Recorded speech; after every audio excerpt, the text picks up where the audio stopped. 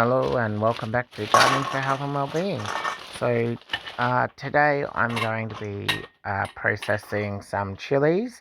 Now all of these I have harvested and pre-froze in the freezer in a big Ziploc bag, and now I'm just going to sort out all of the cayenne peppers, big Jim chilies, and jalapenos, as I didn't get very many of each of those, and I'm going to turn them into a chili powder, and I'm including all of the seeds as well as the skins. So here I'm just trying to remove all of those chilies from the yellow habaneros, as I'm going to actually make a chili sauce out of those habaneros, probably in another video maybe. I'm still learning how to do those sauces, so I don't know if I want to put that on YouTube just yet, but we will see what happens. I may end up just doing it. So I don't get very many chilies for this dehydrating session. I get about 2 trays, and they're not full trays either. So the cayenne, jalapeno, and big Jim chilies, I just cut the stem part off, and the big Jim chilies and the jalapenos I do cut in half, just to give the surface area, putting that into the airflow of the dehydrator so that it dries out quicker, so that I'm not doing it in like small batches. I just want to do it all in one go, and hopefully all of them dry at the same time. At the very end, there was about 3 chilies that didn't crisp up enough to my liking, so I did just put them to the side, and I'll just use those in some cooking or something. And the rest I do actually blend to make a chili powder.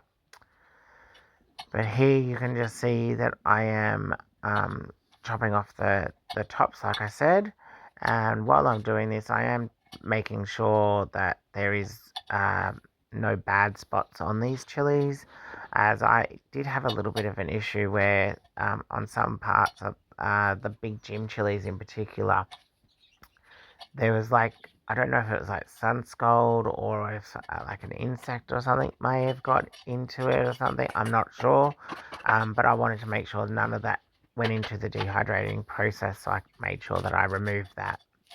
And because I only ended up with the 2 trays full of the chilies, I decided that I wanted to fill up the dehydrator, so I thought that I'd cut up some of the green onion. So I harvested some of that and washed that, and then I'm cutting it into 1 to 2 centimeter lengths, and I end up filling up 2 trays of this as well. And yeah, take that all down to the dehydrator and get that all dehydrated. So I end up making some onion powder and some chili powder. So that was a good day's work there, and I'm very happy with the results. Since this processing day, I have actually used the ground up or blended up onion powder, especially in like my scrambled eggs, or like on top of the poached eggs and stuff as well. That it's just really good. I do enjoy that. I'm yet to try and mix a few different herbs and spices together to create like a crumb for different meats, but that is something that I would like to look for. So here the chilies needed more time, but the green onions were all dry, so I decided to take the green onions upstairs to process them, and that's what you're seeing me do here. So I'm just trying to take them all off of the trays, and then putting them into the Ninja Bullet to process and blend up into a powder. and it doesn't take too long for the onions to get into a powder.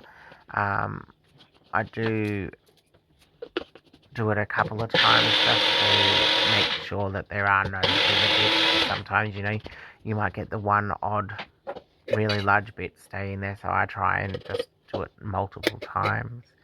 So as you can see, all of that, the 2 trays only made a small amount of onion powder. The same will go for these chilies. So one full thing when they're dried of these chilies will make only a small amount of the powder. But these chilies are quite hot, so only a small amount in each dish that I will be cooking will be needed. So that's fine. I'll hopefully make sure that I grow more next year, because I had 1 or 2 plants of each type of chili. Next year I want to have at least 4 or 5 of each plant planted in the garden, so that I have a bigger amount. I'm just about finished all of the green onions, and I will be taking the 4 trays down downstairs to the dehydrator. I decided to put the green onion